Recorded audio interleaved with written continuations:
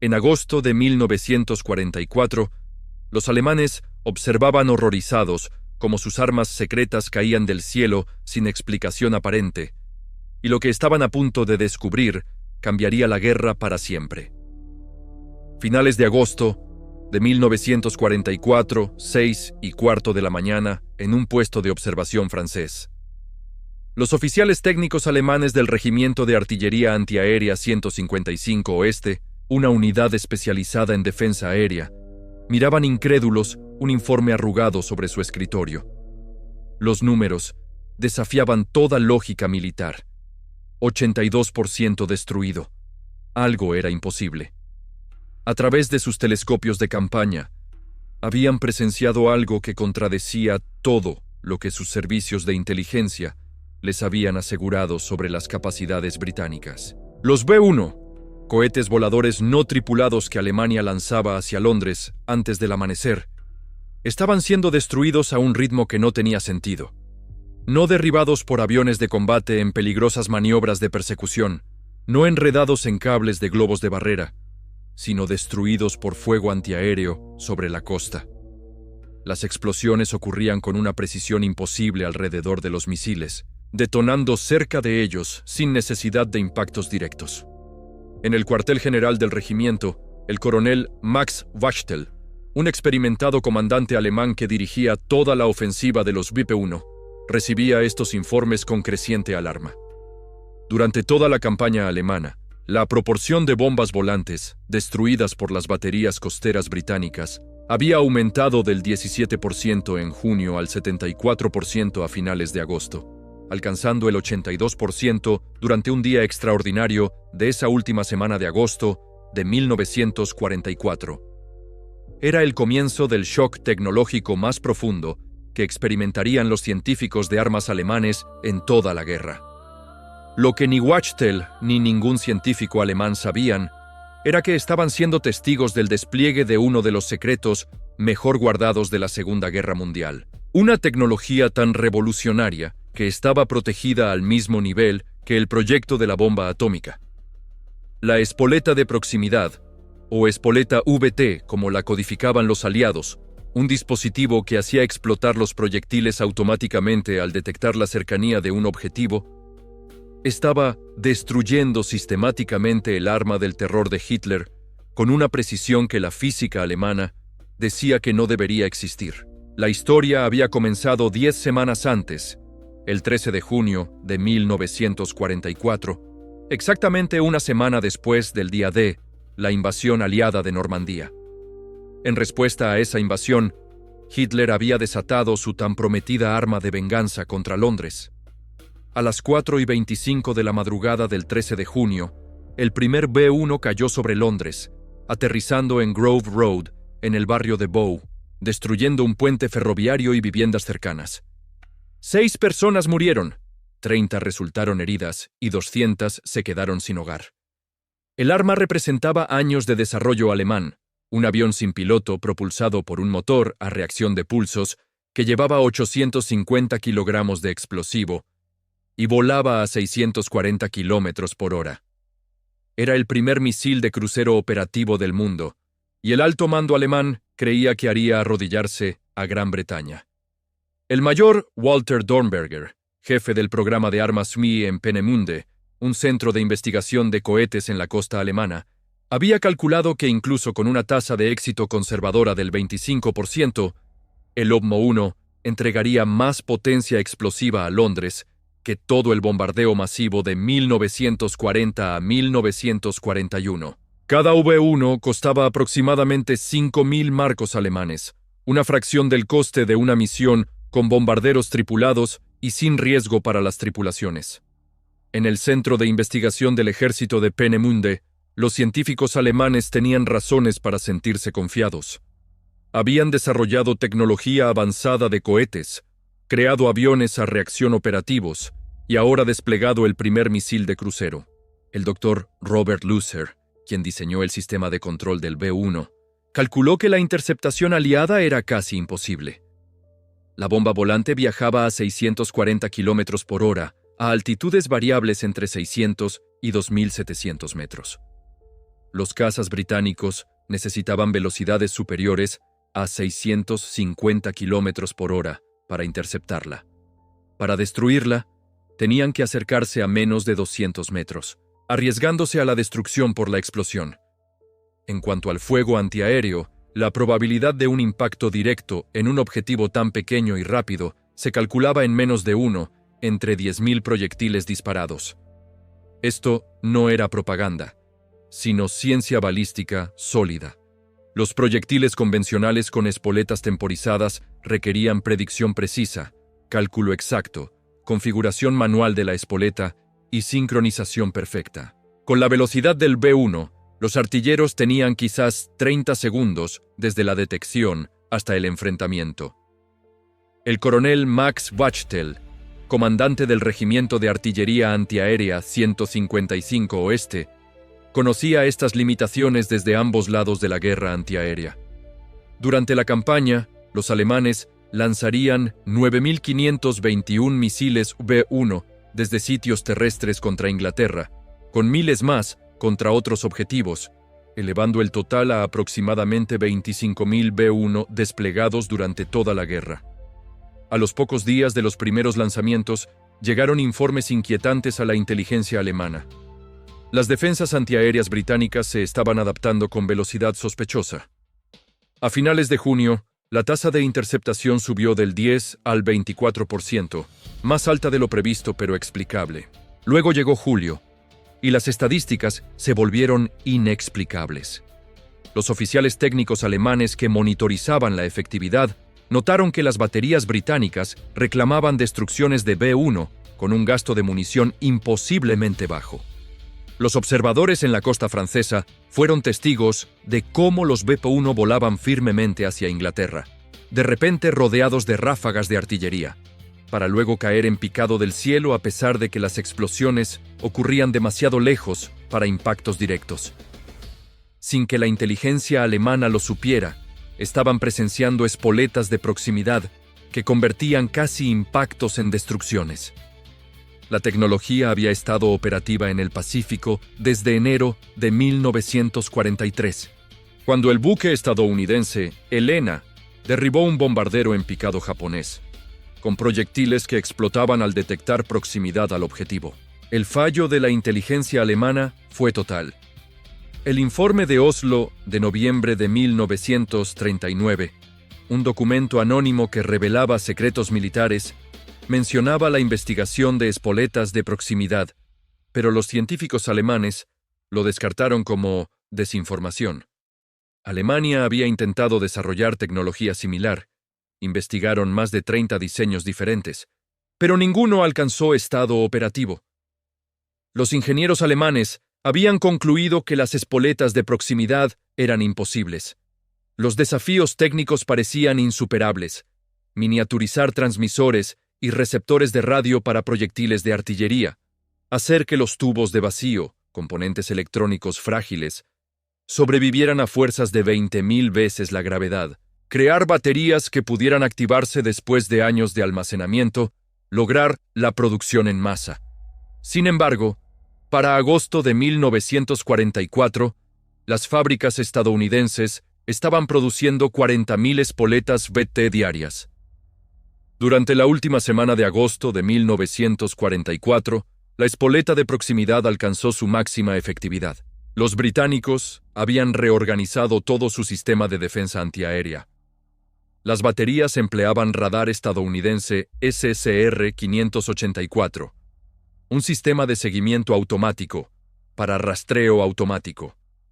Más crucialmente, cuando los B-1 cruzaban la costa inglesa, entraban en una zona de muerte donde la tecnología superaba a las estadísticas. El radar SSR-584 se fijaba automáticamente en los objetivos, calculaba trayectorias y alimentaba soluciones de tiro a las baterías. La espoleta de proximidad contenía transmisores de radio en miniatura construidos con tubos desarrollados por empresas estadounidenses especializadas en electrónica. Cuando las señales reflejadas indicaban proximidad, interruptores especiales activaban detonadores. Los informes del 82% de interceptación crearon reuniones de crisis en el cuartel general alemán. Wachtel sospechaba sabotaje. Las inspecciones de emergencia no encontraron nada malo con los misiles. Los disparos de prueba sobre territorio alemán mostraron rendimiento normal. El problema se manifestaba solo contra las defensas británicas. Los expertos alemanes concluyeron que los británicos habían desarrollado sistemas antiaéreos revolucionarios, pero no podían determinar detalles sin ejemplos capturados. Intentaron variar tácticas, diferentes altitudes, salvas más grandes, lanzamientos nocturnos, explotación del clima. Nada funcionó. La tasa de destrucción permaneció devastadora. En Peenemünde, los científicos enfrentaban una conclusión incómoda. Si los aliados habían desarrollado espoletas de proximidad, habían logrado lo que Alemania pensaba imposible. Los esfuerzos alemanes para descubrir el secreto se intensificaron, pero fallaron completamente. La seguridad de las espoletas de proximidad era casi perfecta. La producción estaba compartimentada en 110 fábricas. Los trabajadores solo conocían sus tareas específicas. Incluso el nombre, tiempo variable, era deliberadamente engañoso, sugiriendo una espoleta temporizada convencional en lugar de sensores de proximidad. Para 1944, la capacidad de la industria electrónica estadounidense estaba dedicada a la producción de espoletas. Se producirían 22 millones de espoletas de proximidad al final de la guerra, costando más de $1.000 millones de los años 40. La corporación Crosley sola produjo más de 5 millones de espoletas, casi una cuarta parte de la producción total. Los números revelaban un desajuste industrial asombroso. Mientras Alemania luchaba produciendo B-1 usando trabajo forzado, Estados Unidos transformó su industria electrónica para la producción de espoletas. La producción diaria máxima alcanzó 40.000 unidades. Los costes cayeron de $732 por unidad en 1942 a $18 para 1945. La corporación Crosley, que había fabricado radios y refrigeradores antes de la guerra, empleaba 10.000 trabajadores, produciendo 16.000 espoletas diarias en el pico. Sylvania Electric dedicó toda su división de investigación de tubos de vacío a desarrollar componentes reforzados, produciendo 400.000 tubos miniaturizados diarios. El 95% de todos los tubos eran utilizados. El contraste era absoluto. Alemania fabricaba armas artesanalmente en números limitados. Estados Unidos producía en masa tecnología revolucionaria a una escala sin precedentes. La producción mensual estadounidense de espoletas de proximidad superaba la producción total alemana de B-1 para toda la guerra. La espoleta de proximidad representaba ingeniería extraordinaria. El dispositivo tenía que sobrevivir al disparo desde un cañón, aceleración de 20.000 veces la gravedad, rotación de 25.000 revoluciones por minuto, extremos de temperatura. Sylvania desarrolló tubos de vacío en miniatura basados en diseños de audífonos, pero reforzados para sobrevivir a estas fuerzas. Las baterías permanecían inactivas durante años, pero se activaban instantáneamente cuando se necesitaban. La espoleta contenía una radio en miniatura que transmitía señales continuamente. Cuando los reflejos indicaban proximidad a objetos grandes, los circuitos activaban la detonación. Este concepto aparentemente simple requería resolver problemas que los ingenieros alemanes consideraban imposibles. El control de calidad era sin precedentes. Cada espoleta se sometía a múltiples pruebas. Muestras aleatorias eran realmente disparadas en cañones de prueba. Las tasas de rechazo por debajo del 2% demostraban precisión de fabricación notable a escala masiva. Para septiembre de 1944, la ofensiva B-1 estaba efectivamente neutralizada. De los 9.521 B-1 lanzados desde sitios terrestres contra Gran Bretaña, solo 2.515 alcanzaron Londres, matando a 6.184 civiles e hiriendo a 17.981. Aunque trágicas, estas bajas representaban una fracción de las intenciones alemanas. El general Frederick Pyle, comandante del mando antiaéreo británico, calculó que sin espoletas de proximidad, las bajas por B-1 habrían sido de 4 a 5 veces más altas. La espoleta de proximidad salvó a Londres de la devastación. Alemania cambió a lanzamientos nocturnos y desarrolló el cohete B-2, que volaba demasiado rápido para la interceptación. Pero estas medidas desesperadas no pudieron lograr impacto estratégico. El OB-1 se convirtió en un fracaso costoso, consumiendo recursos desesperadamente necesarios en otros lugares. El fracaso alemán en detectar espoletas de proximidad representó uno de los mayores desastres de inteligencia de la historia. A pesar de extensas redes y experiencia técnica, los alemanes nunca comprendieron qué enfrentaban. El programa permaneció secreto durante toda la guerra. Ni una sola espoleta de proximidad intacta cayó en manos alemanas durante la campaña B-1. Notablemente, durante la batalla de las Ardenas, las fuerzas alemanas capturaron un depósito de municiones estadounidense que contenía espoletas de proximidad, pero nunca las reconocieron. Su suposición de que tales dispositivos eran imposibles los cegó ante la evidencia en sus propias manos. Después de la rendición de Alemania, los interrogatorios revelaron completa ignorancia alemana sobre las espoletas de proximidad. El coronel Max Wachtel dijo a los oficiales aliados que sospechaban de radar mejorado o espoletas de ajuste más rápido, pero nunca imaginaron proyectiles que pensaran por sí mismos. Los científicos alemanes, al ver las espoletas UET estadounidenses capturadas, expresaron incredulidad. No podían comprender tubos que sobrevivieran la aceleración, baterías que permanecieran viables, circuitos que funcionaran después del disparo. Estimaron estar 10 años por detrás de la tecnología estadounidense. El doctor Merle Tuve, quien lideró el desarrollo de la espoleta de proximidad en el Laboratorio de Física Aplicada de Johns Hopkins, una institución de investigación estadounidense, reflexionó más tarde que el éxito provino de la colaboración sistemática entre científicos, ingenieros y trabajadores de producción, algo que los sistemas totalitarios no podían lograr. La espoleta de proximidad demostró que el resultado de la Segunda Guerra Mundial se determinó tanto en laboratorios y fábricas como en campos de batalla. Mientras Alemania perseguía armas exóticas maravillosas, Estados Unidos se enfocó en tecnologías multiplicativas que mejoraban las armas existentes. La espoleta de proximidad hizo que cada cañón antiaéreo fuera de 5 a 10 veces más efectivo. El secretario de la Marina James Forrestal declaró que la espoleta de proximidad había ayudado a abrir el camino hacia Japón.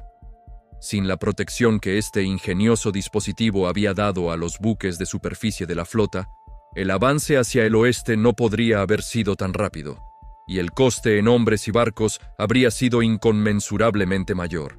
El programa B-1 dependió en gran medida del trabajo esclavo. Decenas de miles de prisioneros de campos de concentración murieron en fábricas subterráneas fabricando B-1. Mientras tanto, los trabajadores estadounidenses trabajaban voluntariamente horas extras por salarios premium, sin saber exactamente qué producían, pero entendiendo su importancia. En la instalación de Sylvania en Ipswich, más de 5,000 mujeres trabajaban turnos de 12 horas produciendo componentes especializados. Descubrieron solo después de la guerra que habían ayudado a salvar Londres de las armas del terror de Hitler. El secreto de la espoleta de proximidad se mantuvo completamente. Las tripulaciones antiaéreas británicas no sabían qué hacía efectivos sus proyectiles. Tenían munición especial con estrictos requisitos de contabilidad. Cada proyectil con espoleta de proximidad disparado contra B-1 era rastreado. Los proyectiles sin explotar eran asegurados inmediatamente. Los buques navales patrullaban el canal, evitando la recuperación alemana de proyectiles fallidos. Este secreto costó vidas. Las fuerzas terrestres aliadas no pudieron usar artillería con espoletas de proximidad hasta diciembre de 1944. Miles de soldados murieron porque la tecnología era demasiado secreta para arriesgarse. Sin embargo, usarlas contra B-1 estaba justificado. La supervivencia de Londres durante la invasión era crucial. Para Alemania, el programa B-1 drenó recursos críticos mientras lograba un impacto estratégico mínimo. Lanzar aproximadamente 25.000 B-1 en total costó millones de marcos alemanes y desvió recursos de aviones de combate y armas antitanque desesperadamente necesarios en frentes que se encogían. La dependencia del programa en trabajo esclavo agregó una dimensión moral a su fracaso. La espoleta de proximidad estaba derrotando armas construidas a través del sufrimiento humano, un contraste completamente entendido solo después de la guerra. La espoleta de proximidad representó la transformación de la guerra, victoria a través de ingeniería y producción en lugar de superioridad de armas individuales.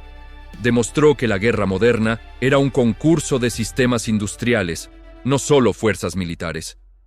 Antes de salvar buques de la flota del Pacífico y permitir la derrota de Japón, la espoleta de proximidad salvó Londres.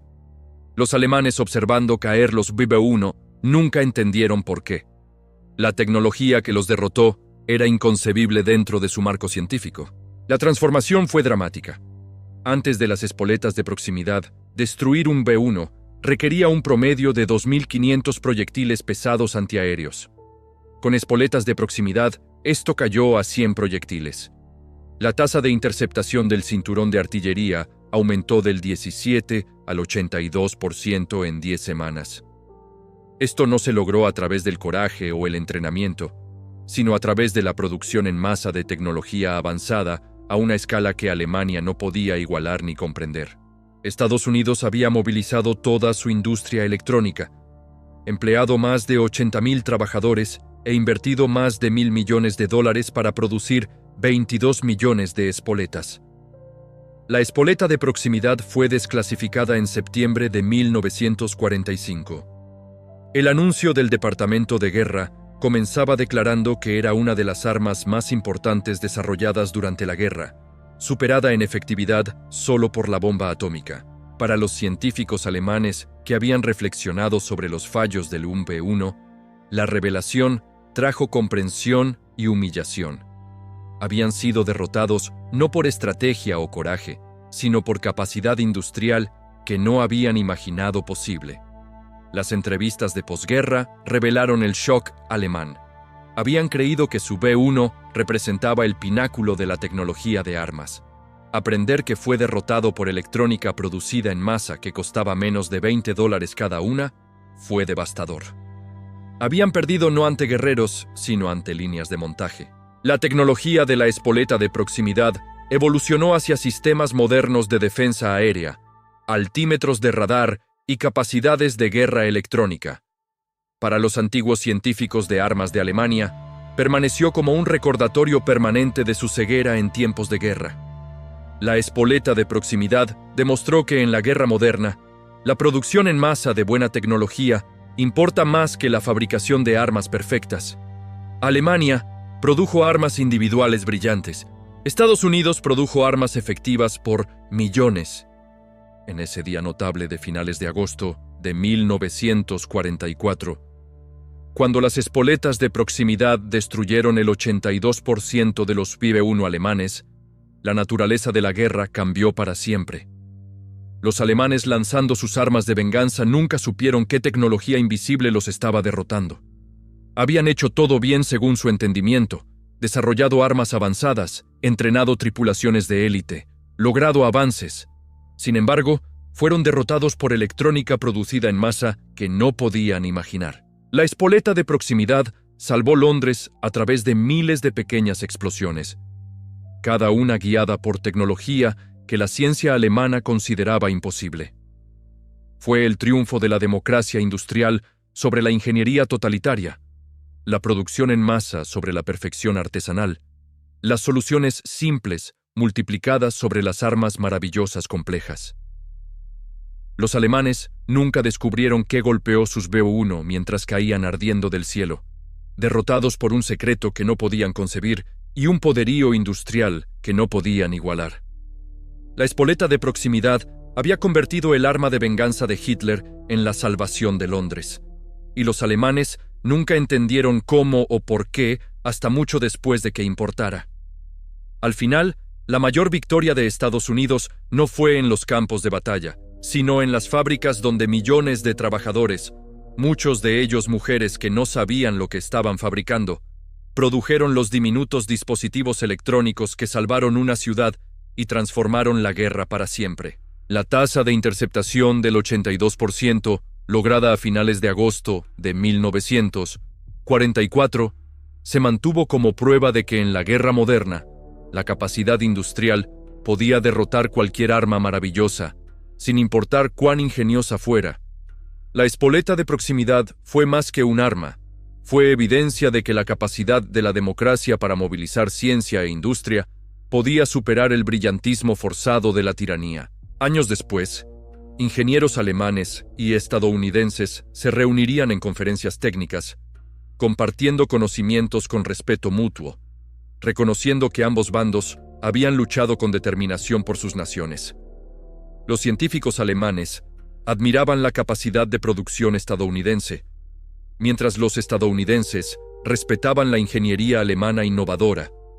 Aquella guerra que los enfrentó terminó dando paso a una colaboración que impulsó la carrera espacial y la tecnología moderna, demostrando que el ingenio humano siempre encuentra su mejor expresión en la cooperación, no en el conflicto. Y mientras el último B-1 caía silenciosamente sobre el Canal de la Mancha aquella tarde de agosto, nadie imaginaba que ese pequeño dispositivo electrónico invisible acababa de escribir el futuro de algo mucho más grande que cualquier guerra.